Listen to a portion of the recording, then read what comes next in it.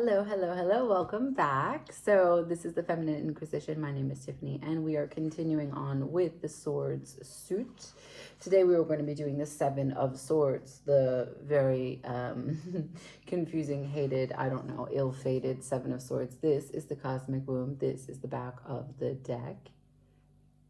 Check it out. So, the cosmic womb has an extra card, the cosmic womb, and it is, as you can imagine, the womb of our experience, our human ability to get through anything and everything, our one lifetime to create many lifetimes, and it only happens through the gestation and the honoring the harmony of the divine masculine and feminine. And it is from this place that we are able to access God consciousness and create and work with reality, right? Call to us what it is that we'd like to see in this world, in this life. Now, I want to let you know that the deck is energized by the power of 6, and we've moved on. We just did the 6 of Swords, and it does play with the 7 of Swords, so if you want to take a look at that video, you could do it. There is a playlist for the Swords suit, okay? And hopefully I get through all the swords today. So, I don't know if I said my name is Tiffany. This is the Feminine Inquisition, and this is your reveal bit by bit, card by card. We've already done all of the major arcana for the Cosmic Womb Tarot. If you're interested, you can pre-order. If you want to tell me something, do it. Like, share, comment, and subscribe, and you can get these delivered by October, okay? All right, so very soon. Now, in the 7 of Swords, what's really important for you to recognize is that nothing is what it seems in this experience, in the energy of the 7 of Swords. You think that you have a handle on something. In the 6 of Swords, you departed, right? You started your quest for peace, for calm, and you did it for the sake of everyone. That was the high ground, right? Keep calm and carry on, the mantra. You live and let live.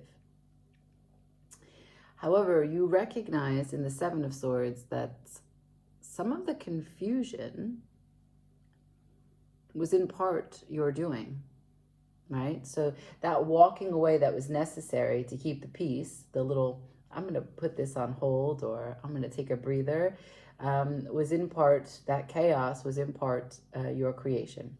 And so in the 7 of Swords, you are turning your back. It's like a walking away from walking away. You are turning your back to the pieces of you that just no longer make sense. The stories that are dictating your reality and dominating your character and having patterns reemerge in different relationships. And it's annoying. And this is you being annoyed by yourself. It's also a kind of sovereignty. There's a strategy that's available here for you to strike a new chord, sing a new song, have a new version of you, and develop what that looks like. So there are 2 swords that are left behind, 5 that are carried forward, right? 5 is instability or challenges. 2 is going to be choices. And so there's a choice here to leave behind what decidedly is no longer benefiting you in terms of processing information and delivering communication. This card is always tricky. On the one hand, it's about the strategy, like I said, right? So this person, historically, the concept is that he wants to save people from having a chance to battle against each other. So he takes their weapons, okay? And while that is an honorable gesture, it is a manipulation and it is sneaky. And whenever we are going to go about moving in a sneaky way, that means that there is something that is being disguised from our own self, about ourselves, or a secret that we don't know that we don't know. That's why this card is always very tricky, and it really depends on how it shows up in the reading comparatively to what is behind it, what is in front of it, right? Because it is turning your back on a situation, on an element of your personality, of your character, on a person. Sometimes this card is like an Irish goodbye, right? There are certain things that we can use as a verb, 7 of Swords. We must 7 of Swords something, right? So let's take bitter relationships, for example, bitter dynamics of people as they come together. Like you're with someone who has an addiction issue.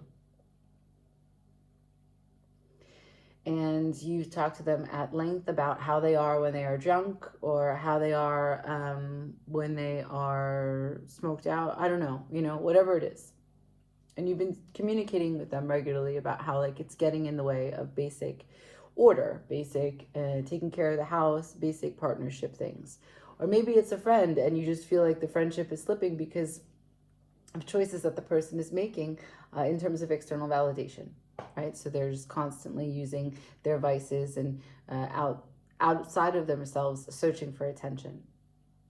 So at some point, you have to reconcile that the conversation that you'd like to have, the impact that you want to bring about into their awareness so that they can do differently to take care of themselves, is not being listened to, it's not being acknowledged, it's falling on deaf ears. And so the only way for you to get out of that feeling, of that dynamic, is to Seven of Swords it, to turn your back on the situation. They're on their own path, they'll figure it out if there is something to figure out, right? And they will do it on their own time. So that is like an Irish goodbye. I can't think of another example, but there are tons and tons of things that we have to Irish goodbye in this life. It is not necessarily always the best usage of our energy to over communicate and explain with an emphasis of why we must do something when we can just do it, right? If it's for your peace, you don't disturb your peace to explain why you're doing it, you just do it. No is also an answer. Silence is also a response, right? These are Seven of Swords activities, or justifying any ghosting behavior. You should communicate thoroughly, but at some point when communication is not doing what it's meant to do, what it's designed to do, and it's more draining than it is clarifying, then you Seven of Swords the situation. Okay, let's talk about the astrology of the card. Okay, so it is a moon in Aquarius. That is the emotional landscape, our fears, our hopes, our desires, and the unknown, the mystery.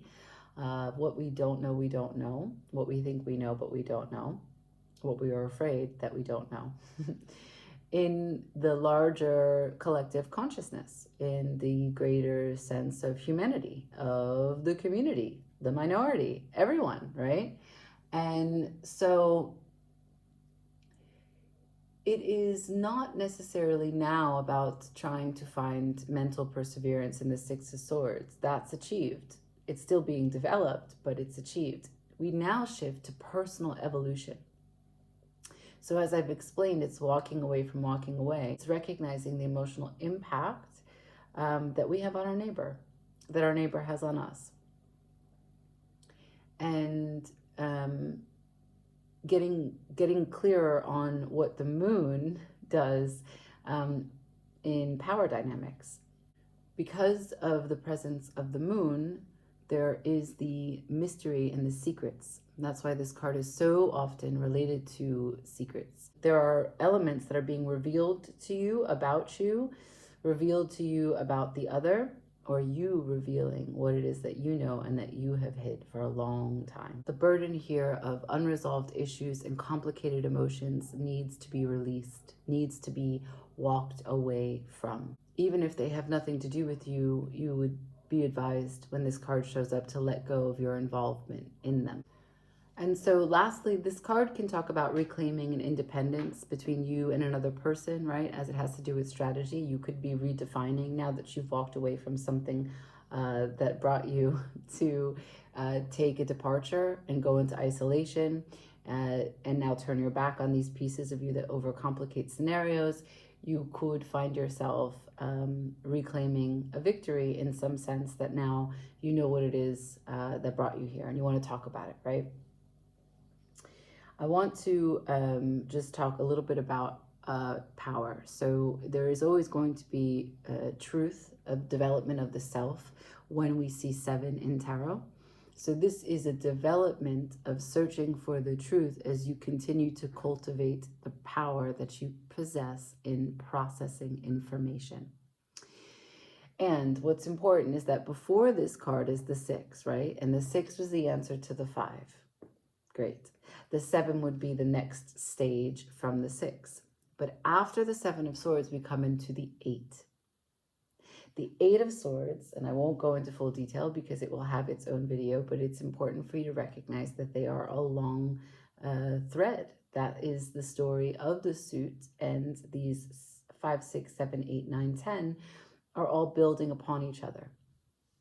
So the Eight of Swords is when you are boxed in and you cannot see a way out. And that limited thinking is when you did not walk away from something. So you thought that you would return, or that you would cultivate and create something new after the Seven of Swords, but what was holding you back previously and complicating is still present. It may have morphed, it may have transitioned, it may have transformed into something else, and worse, it might be unrecognizable, undetected, and so you have to go through the process again. 5 of Swords, 6 of Swords, 7 of Swords, right? To keep on getting through, to break down at the root emotion, the root cause of the distortion, the original wound, would you, if you could put it like that, the original miscommunication, the original way in which you took information and processed it incorrectly due to the conditioning of whatever family, whatever culture. There's so many ways. Just one relationship alone could create a distortion in your mind in how you see something, in what behavior you will accept, and what behavior you will give. And so if you don't find a way to evolve here, you don't find the power in the Eight of Swords. And the Eight of Swords is really critical. It is super critical, because there is no need to get to the 9 or the 10. Because what we are talking about is the management of your mind. And if reality is a psychological experience, we want to be able to be in control of our mind. Okay, so I'm going to put this down, and I'm going to go into the in-between tarot, and I'm going to talk about this succession, as I was saying, right? So from this, in this deck, we're going to talk about the 4 through the 9. So in this card, the 4 of Swords, we have a man, a character, and we'll see him as it plays out in the other illustrations. Notice his sword, and the meaning of this card is a rude awakening. And he's not awake to what is threatening him. And we know in the 4 of Swords, it's Jupiter in Aquarius, and it's putting an idea to bed. So I suppose that the illustrators of this deck feel as though it's disassociation and it's avoidant, and if you confronted it, you would not find yourself in this precarious situation. I'm not here to tell you about the 4 of Swords. Sometimes it's also necessary, but this is how it's presented. That the issue in the sword suit starts from the 4 of Swords. After that, we find, one at a time, the 5 of Swords. So what you can see is that there's wreckage. Total wreckage. And that sword has been cut. The moon is there too, okay? Now we know the 5 of Swords, it's not the moon, it's Venus in Aquarius. Let's continue. The 6 of Swords, as we've seen, now look, he's got that broken sword with him. So he survived that wreckage. He survived that rude awakening. But here,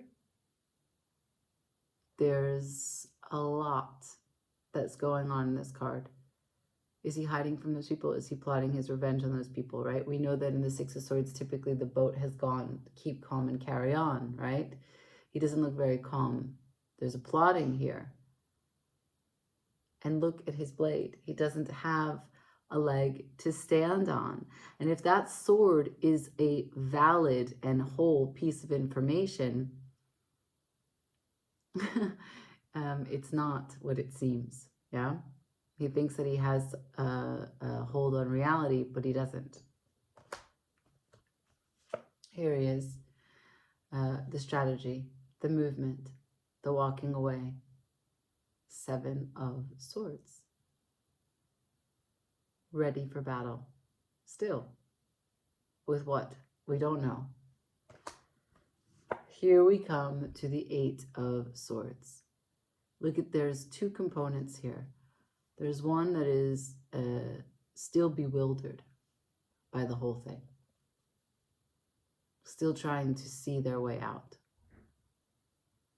Unable.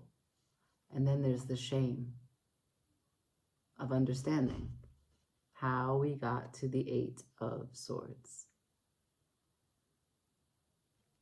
Last but not least, this is the end of pain. And the reason that this is so important is that all of this distorted movement, vengeance, suspicion, combative behavior, thinking that you can outsmart war and conflict, build strategy so that you can hurt another or overcome someone else hurting you, or not face what you're feeling just because it's uncomfortable. All of this is pain that is crippling communication. So when you walk away from walking away, you recognize that what you need to drop and leave behind are items that have hurt you and will continue to hurt you if you continue to hold them. Okay? All right, so that is the Seven of Swords. And this has been the Cosmic Womb. And we are moving along. I'm going to do Gemini's reading next, okay? Ciao.